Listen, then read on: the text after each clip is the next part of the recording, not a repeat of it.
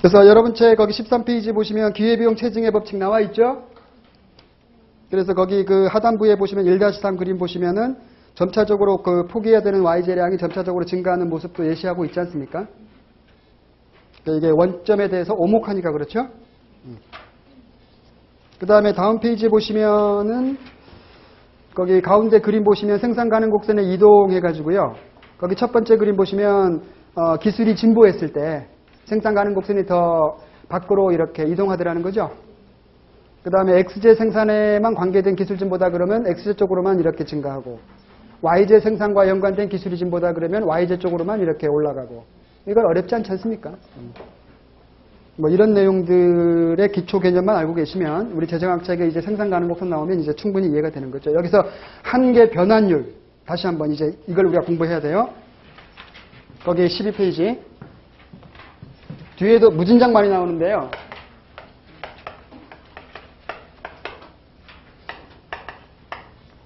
요 한계란 말이 여러분들한테 굉장히 낯선 놈이에요. 이게 영어로 마지날이라고 하는 놈인데 그래서 이렇게 이니셜 따가지고 M자를 붙이거든요. 무조건. 요게 되게 많이 나와요. 한계 뭐뭐 한계 뭐뭐 이렇게. 요게 의미상으로는 뭐냐 하면요. 이런 뜻입니다. 이게. 추가적인 단위. 그리고 요게 수학적 의미가요. 여러분들 좋아하시는 미분이에요. 그래서 경제학 전공하려면 무조건 미분해야 됩니다. 미적분학 해야 돼요. 그 다음에 미분의 기하학적 의미가 뭐냐 하면 이거예요. 접선의 기하. 그러니까 이 정도의 등식은 알고 있어야 돼. 그렇다고 우리가 뭐 미분을 본격적으로 하겠다는 건 아니고요. 걱정하지 마십시오. 절대 쫄지 마십시오. 저랑 같이 하면 쉬워. 이게 무슨 말이냐 한번 상상해보면 되게 좋아요. 이게 왜 중요하냐면 경제학은 양을 분석합니다. 어떤 때 이 양이 늘고 주느냐 이걸 분석하는 거거든요. 우리가 배우는 범위 내에서는 다 이거야. 양. 그래서 뭐 더 정확히 얘기하면 정양 분석 이렇게 하거든. 성질을 분석하는 것을 정성 분석이라고 하거든요. 근데 이 정성 분석은 우리 경제학의 약간 고급 이론에 속하고요. 우리가 공부하는 범위 내에서는 거의 없습니다. 다 양을 분석하는 거지. 그러니까 양이 어떤 경우에 늘고 주느냐 이렇게. 그러면 그 양에는 항상 그 총양이 존재하겠죠. 전체, 토탈. 근데 그 토탈과 연관된 개념으로서 이 한계가 있는데요. 마지날이. 무슨 말이냐면 한번 상상해 보세요. 오랜만에 어린 시절 친구가, 소꿉친구가 몇 년 만에, 오랜만에 연락이 온 거야, 나한테. 내 직장에서 근무하고 있는데, 친구야, 보고 싶다, 이렇게. 너 몇 시에 퇴근하냐? 퇴근 무렵쯤 네 직장 앞으로 갈게. 이렇게 연락이 온 거예요. 우리가 그런 마당에 오랜만에 어린 시절 친구가 몇 년 만에 연락 왔는데 네가 먹은 건 네가 내고 내가 먹은 건 내가 내마 이렇게 할 수는 없잖아. 비합리적으로 행동해야죠. 그래, 오늘은 내가 한 방 쏠게. 와라. 그래서 내 회사 근처에 단골로 가는 술집에 갔단 말이야. 그래가지고 딱 앉아가지고 주문할 때 아줌마 여기 소주 한 박스요. 그래 처음부터? 우리 일상적인 행동이? 안 그렇죠? 일단 소주 한 병 주세요. 안주도 뭐 맛있는 거 하나 주세요. 이렇게 하잖아. 그래가지고 딱 오랜만이다 친구야 하면서 마시자. 건배! 딱 마시는데 젊은 가슴에 불을 당긴 거지. 아줌마 한 병 더! 외치는 순간 이게 마지막이야. 한 병 더를 외치는 순간. 이해되세요? 추가적인 단위? 따라서 이거는 우리가 정수 단위로 할 때는 1, 2, 3 이렇게 하잖아. 그럼 1과 2 사이의 값이야. 하나에서 이제 두 개째로 올라가는 과정이 한 개예요. 또 두 개에서 세 개째 이렇게. 네 개째 이게 다 한 개죠. 이 마지날이라는 말을 영어 사전을 찾아보면요. 변경이라고 돼 있어. 변경. 어떤 선의 맨 끄트머리. 그걸 넘을까 말까 하는 거지 이제. 이게 일본식 한자거든, 한자. 이 한계가. 일본 애들이 이 마지날을 한계라고 한자말로 이렇게 번역을 해버린 거예요. 이걸 우리가 무분별하게 받아들인 거지. 할 수 없이. 자, 그러면 이거 보세요. 한 병 더 계속 추가했을 거 아니야. 그날따라 오랜만에 친구랑 같이 어린 시절 얘기하니까 막 흥이 나가지고 오버페이스 한 거지. 내 주량을 넘어선 거지. 그래도 기분이 좋았어요. 그래가지고 딱 나가면서 아줌마 얼마요? 딱 했더니 어우 되게 많이 먹었네. 20병 한 박스 먹었어. 이렇게 한 거지. 그러면 토탈 한 박스죠. 토탈이 존재하는 거라. 총량이. 이 총량에 이를 때까지는 시그마 오랜만에 보죠? 이렇게 되는 거죠. 추가한 양이 있을 거 아니야. 이걸 다 더하면 총량이 되는 거지. 그렇죠? 이거 어렵지 않습니다. 수학에 조예가 깊으신 분을 위해서 정수 단위면 시그마, 무리수 단위면 인테그럴, 적분기호. 없구나. 자, 우리는 정수 단위. 오케이? 한 개량 다 더하면 총량. 어렵지 않죠? 이게 왜 중요하냐면요. 경제학은 희소한 자원을 어떻게 활용할 것인가를 지금 모색하는 효율성을 추구하는 과목이라 그랬잖아요. 그러면 이 효율성을 추구하다 보면 이게 항상 최적화를 추구하는 거예요. 최적화. optimization. 이 최적화는 두 가지 뜻이 있어요. 극대, 극소. 내가 좋아하는 거면 극대화. 피하고 싶은 건 극소화. 이게 최적화야. 그죠? 내가 물건을 사는 입장이다 그러면 극대화를 추구하는 거지. 근데 기업이 이제 물건을 만드는 과정이야. 근데 비용이 들잖아요. 그러면 비용은 극소화시키는 거지. 이게 좋은 거잖아요. 그래서 극대, 극소 문제를 우리가 최적화라고 하거든요. 이게 최적화된 상태를 찾고자 하는 거지. 이게 경제적 효율성이에요. 경제적 효율성. 최적화. 그러면 여기 보세요. 소주 한 병 먹을 때랑 두 병째랑 기분 똑같아요? 세 병째는. 네 병째쯤 되면은 내가 술을 마시는 게 아니라 술이 나를 마시기 시작하지 않던가요, 혹시? 몇 병째가 과연 좋았냐는 거지. 최적이냐 이거지. 왜 우리 직장인 여러분들 가끔 회식하고 난 다음에 다음날 후회한 적 있지. 그때 이 차는 가지 말았어야 돼. 비합리적인 선택이었거든. 그때 요 시점까지만 딱 먹고 딱 집에 갔으면 다음날 깔끔하고 스트레스 싹 풀리고 너무 좋았단 말이야. 회식이라는 게 원래 그런 목적이잖아요. 스트레스 풀고 다음날 또 출근해서 또 가볍게 일하게끔 하는 거잖아 원래. 근데 이게 오버페이스 하는 바람에 다음날 데미지가 오는 거지. 이거는 비합리적이다. 몇 병째 이걸 찾고자 하는 거죠. 그래서 우리가 한계적 접근을 하는 거예요. 한계적 접근. 나중에 우리 소비자 이론할 때 또 나와요. 한계 효용. 몇 단위째 소비하는 것이 과연 좋으냐. 이렇게. 기업들은 몇 단위째 생산하는 게 과연 좋으냐. 이렇게. 그러니까 항상 이 한계라는 개념이 나오는 거죠. 총량이 있으면 무조건 한계라는 말이 나오게 돼 있어요. 항상. 그 다음에 평균도 있죠. 왜? 평균은 여러분들이 평소에 쓰시니까 그 용어가 쉬워. 그죠? 그래서 어떤 총량 뭐가 있으면 한계 뭐. 그 변수명이 있겠죠. 뭐 총 XX 이렇게 변수명이 있으면 한계 뭐뭐 평균 뭐뭐 이렇게 나오는 거지. 평균값이 우리한테 주는 그 정보가 있으면 평균 개념도 쓰고 또 한계 개념도 쓰고 이렇게. 평균 개념이 별 정보를 안 주고 있다 그러면 평균 개념은 또 등장 안 시켜버리고 막 이렇게 하는 거죠. 근데 한계는 무조건 등장하게 돼 있어. 경제학에서 가장 핫한 용어 중에 하나죠 이게. 여러분들이 껴안고 있으시죠. 그래서 아까 우리 그 이쪽 생산 가능 곡선 해가지고 이 기울기를 얘기했잖아요. X를 추가적으로 이만큼 더 소비했을 때 추가적으로 감소시켜야 되는 Y제량 이렇게 추가적이다라고 하니까 이게 한계 변환율이 정의를 내릴 때 이렇게 쓰는 거예요. 이게 추가시켰다는 기호거든. 그런데 이게 수학적으로 미분이라고 하고 있지 않습니까? 이 미분은 그냥 어렵게 생각하시면 안 돼. 미분은 미세하게 분해했다 이런 뜻밖에 없습니다. 원래. 크게 분해하지 않고 잘게 미세하게 분해. 따라서 이 추가적으로 증가시키는 양을 이렇게 크게 증가시키지 말고 미세하게 증가시키면 어때요? 요만큼 소비했다가 요만큼 더 늘려봤어. 그러면 감소시켜야 되는 Y제량도 요만큼 감소할 거 아니야. 그러면 그 두 점을 잇는 접선은 그냥 그 점에서의 접선의 길기가 돼버리는 거죠. 그래서 미분은 무조건 접선의 기울기다 이렇게 하는 거라. 그림으로. 오케이? 나중에 나오면 또 한 번 더 할 거예요.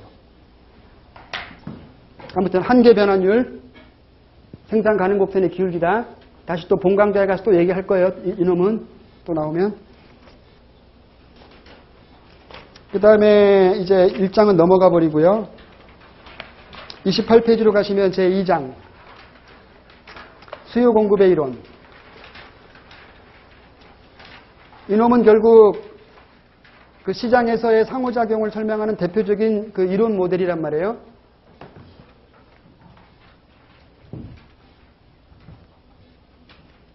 제가 그랬을 때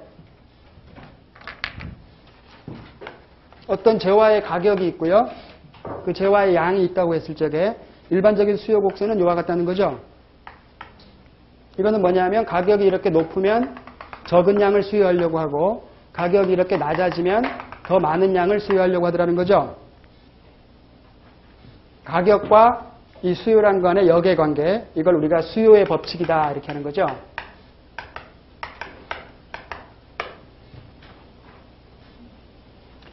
경제학, 사회과학 책 중에서 경제학 책만큼 법칙이라는 말이 많이 나오는 과목이 있을까?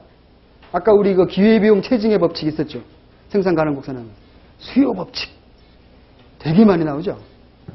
법칙. 이 경제학은요, 사회과학입니다. 인간들의 행동을 분석하는 거예요. 따라서 경제학 책에 나오는 법칙은요, 절대 진리가 아닙니다. 절대 진리. 자연과학은 이게 절대 진리일 가능성이 매우 높죠. 근데 이 사회과학은 절대 진리는 아니에요. 그냥 사회적 합의, 어그리먼트. 야, 이렇게 하는 거죠. 가격이 낮아지면 사람들이 더 많이 살려고 하지 않대? 했더니 사람들이 맞아. 다 동의한 거죠. 그러면 법칙이 되는 거라. 이게 영어로는 그냥 the law, 법. 그러니까 굳이 직역하면 수요의 법이거든요. The law of demand. 우리 여러분들 세법 공부하시잖아요. 민법도 있죠. 형법도 있고 헌법도 있고. 우리나라 헌법 제1조에 뭐라고 되어 있습니까? 대한민국은 민주공화국이다 이렇게 되어 있잖아요. 이게 절대 진리입니까? 그냥 우리 사회 구성도 약속이잖아. 우리 대한민국은 민주공화국 시스템으로 살자 이렇게. 다 동의했잖아요. 그러니까 헌법이 된 거죠. 아마 나중에 우리 먼 후손들이 우리가 민주공화국으로 살아봤으니까 다른 시스템으로 한번 살아보자 하면 헌법은 수정되는 거죠. 경제학에 나오는 법도 마찬가지입니다. 사회적 합의가 무너지면 그 법칙이라는 말이 사라지는 거예요. 따라서 무조건 맹목적적으로 인정하지 마십시오. 자꾸 의심해 보세요. 그러니까 제가 여러분들을 설득시키는 거, 아까 기회비용이 왜 체증하는지를 제가 설득시켰잖아요. 여러분도 일정 부분 동의하셨죠? 한번 해볼게요, 이거. 가격이 일반적으로 여러분들이 수많은 재화를 소비하고 계시니까요. 가격이 낮아지면 더 많은 양을 소비하려고 하더라. 오케이? 어그리? 그런 다음에 제가 학교에다가 애들 시험 문제에 뭐라고 내는지 아십니까?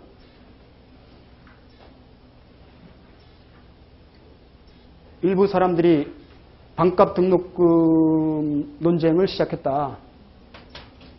반값 등록금. 학교 등록금을 50%로 할인해주면 학교 8년 다닐래? 수요 법칙과 연관시켜서 설명해봐라. 애들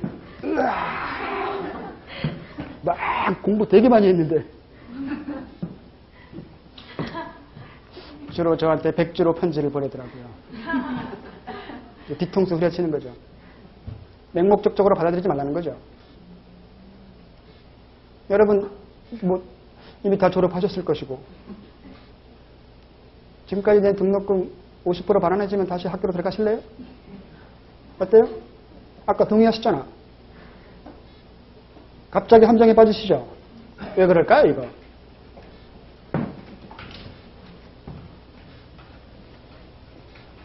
이 수요라는 말이 있지 않습니까? 이거 영어로 demand라고 하지 않습니까? 이거 영어 사전 주제 보면요. 욕구, 욕망 이렇게 되어 있습니다. 동사형으로 요구하다. 따라서 욕망이라는 것은요. 사전적으로 있는 마음을 얘기해요. 사후적인 것이 아니고. 따라서 여기서 말하는 이 양은요. 이 수요량이거든. 수요량. 수요량은 사전적 또는 계획된 이런 뜻이에요. 따라서 이 수요량이라는 말하고 실제 내가 구입한 양이 있잖아요. 이게 일치하라는 보장이 없습니다. 이거는 사전적인 양이고 이건 사후적인 거거든. 실제로 구매한 양이니까. 그러니까 우리 경제학에서 관심을 가진 건 이게 아니에요. 이건 회계학에서 관심 갖는 거지. 실제로 그 회사가 얼마나 팔았냐 이거니까. 그죠? 경제학은 이거죠. 수요량. 사전적으로 사람들이 얼만큼 사고자 하고 있느냐. 그래서 이 수요량을 얘기할 때요. 미국 책에서 보면 이렇게 표현해. willing to purchase, willing to buy. 기꺼이 구매하고자 하는. 이해되십니까? 실제로 내가 산 게 아니야. 사고자 하는 계획된 양을 말하는 거지. 따라서 가격이 낮아지면 더 많이 사고자 하는 마음은 일더라 이 뜻이거든요. 실제로 구매하라는 보장은 없고.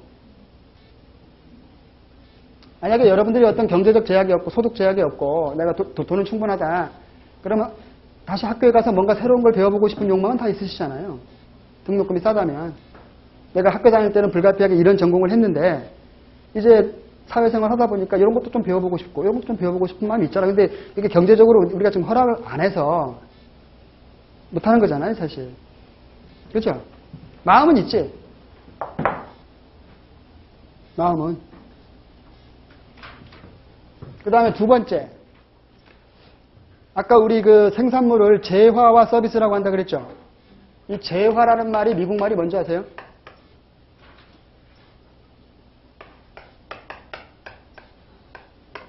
goods예요, goods. 좋은 놈들. 좋은 놈들.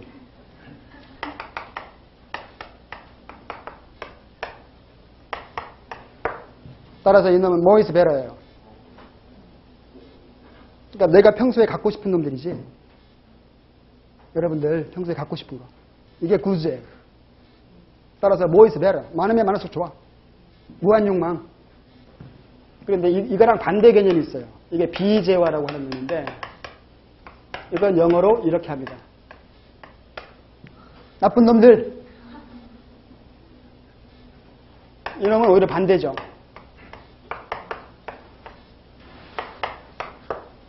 Less is better. 적으면 적을수록 좋아. 나쁜 놈들이니까. 이해되십니까? 우리가 분석하는 건 이놈이에요. 여기서 이 Q는 goods. 따라서 가격이 낮아지면 내가 평소에 갖고 싶었던 놈이거든. 가격이 낮아지면 더 많이 사고자 하는 욕심은 일더라는 거죠. 충분히 이해가 되는. 그래서 수요의 법칙이라고 우리가 감히 얘기할 수 있는 거죠. 이거는 우리가 거의 분석하지 않습니다. 대표적으로 우리 경제학 책들에서 교과서적으로 배스를 소개할 때 뭐 소개하는 줄 아세요? 쓰레기. 어때요? 생활 주변에 쓰레기 있으면 좋으세요? 그러니까 쾌적한 환경을 원하죠? 없으면 없을수록 좋죠? 공해, 미세먼지 이런 것들이 다 배스예요. 이에 비해서 여러분들 평소에 소비하시는 것들, 갖고 싶어하는 것들, 그것 다 구즈죠, 구즈. 우리의 분석 대상은 지금 구즈입니다. 이제 이해되셨죠? 그 다음에 여러분들이 어떤 이제 갖고 싶은 재화가 있단 말이에요, 구즈가. 특히 우리 여성분들이 더 확실히 남성분들보다는 좀 여성분들이 좀 더 합리적인 것 같아요. 어떤 물건을 이렇게 쇼핑하는 그런 관점에서 보시면 다 요목조목 다 재보잖아요. 남자들은 그냥 좋아. 빨리 사. 빨리 사. 비합리적이야. 이렇게 계절이 바뀔 때마다 이렇게 옷장문을 탁 열면서 옷이 없네. 꽉 차 있잖아. 옷장을. 그러면서 또 나의 발걸음은 이미 저쪽 멀리 쇼핑몰로 향하고 있죠. 쇼핑몰에 딱 갔어. 저 멀리 마네킹이 입은 옷이 딱 내 스타일이야. 딱 내 스타일이야. 뜨벅뜨벅 끓여서 제일 먼저 뭐 봐요?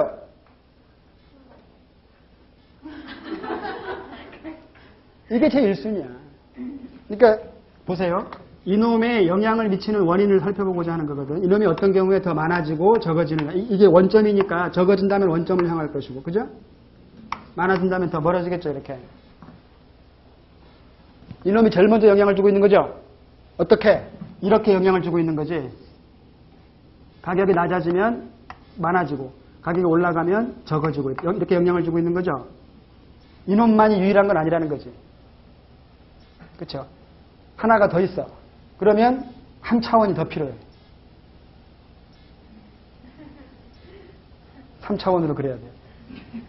하나가 더 있으면 4차원, 5차원, 6차원. 그래서 우리 경제학을 제대로 공부하려면 매트릭스 폼으로 공부합니다. 행렬 벡터 들어는 봤나? 이쯤 되면 경제학과 들어온 걸 다 후회하지. 내가 왜 이 길을 왔던가 하면서. 저도 후회했어요. 1학년 때는 못 모르고 놀았지. 재미있게. 전공 필수 과목 뭐 경제학 원론 이거 배웠으니까. 나머지는 다 교양 과목이잖아. 좋다 하면서. 2학년 딱 올라가서 전공 필수 경제 수업. 응? 웬날 벼락? 내가 고등학교 때 문과반을 간 이유가 뭔데? 문학이 좋아서가 아니죠. 유일한 목표 수학이 싫어서.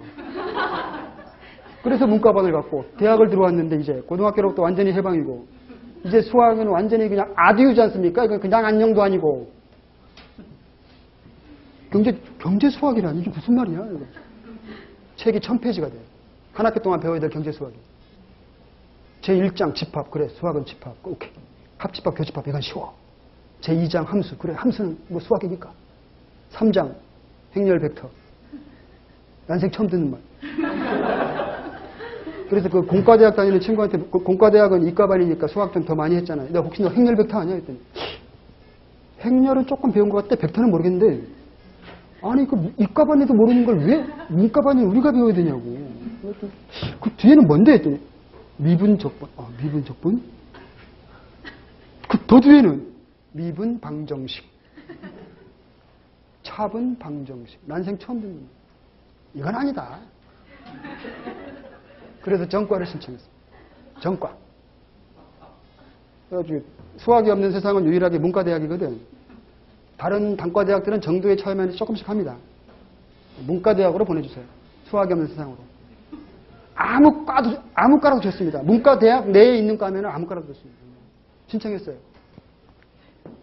보름 후에 연락이 왔어. 우리 학과장 교수님이 나를 불렀어요. 너 전과 신청했니? 예. 안 된단다. 왜요? 학점 미달. 1학년 때 학점이요. 당시 국보급 투수였던 우리 선동열 감독하고 어깨를 나란히 하고 있었죠. 방어율 면에서. 이 선동열 감독이 과거 그 현역 시절에 0점대 방어율을 자랑하고 있었거든. 학점도 방어하는 건 줄 알았죠. 그래서 문과대학 교수님들이 이렇게 모자란 학생은 못 받는다 해서 다 거부하신 거예요. 그래서 할 수 없이 경제학 전공했습니다. 2학년 때, 대학 2학년 때 추억은 단 한 톨도 기억이 안 나요. 진짜로. 한 톨도. 어떻게 2학년을 나왔는지 기억도 안 납니다. 어떻게 그냥 해가지고 시험 봐가지고 그냥 학점 받은 것 같고요. 경제 수학. 2학년 2학기 되니까 더 눈앞이 캄캄해진 거지. 경제 통계학. 수학도 싫은데 통계학은.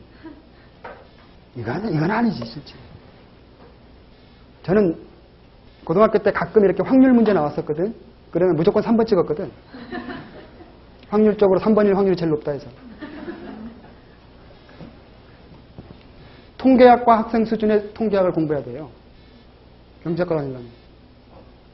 굉장히 어렵습니다. 그래가지고 2학년 마치자마자 빨리 군대 가버렸지. 다 잊고 싶었어요. 군대 좋아요. 모든 걸 다 잊혀줘. 하얗게 완전히 백지로 만들어줘. 지금은 수학을 되게 좋아하는데요. 내가 경제학을 본격적으로 전공하려다 보니까 불가피하게 공부할 수밖에 없었잖아요. 내가 필요에 의해서 공부하다 보니까 이제 조금씩 이해가 된 거지. 옛날 고등학교 시절에는 이게 뭔지도 전혀 이해 못했던 것들이. 그래서 가끔 이렇게 학생들한테도 이제 수학을 좀 재미있게 이렇게 좀 얘기해 주는데요. 학교에서도 아니야 너무 겁먹지 마라 이렇게 해가지고 알고 보면 그렇게 어려운 거 아니다 이렇게 해가지고 하는데 여전히 애들은 싫어하더라고요. 제가 학생 때처럼. 아무튼 본격적으로 하려면 되게 힘듭니다. 경제학이. 그래가지고 제가 어렵게 공부를 했었기 때문에 여러분들이 모르는 게 뭔지 알거든. 그러니까 제가 쉽게 설명해 드릴 수가 있어요. 걱정하지 마십시오.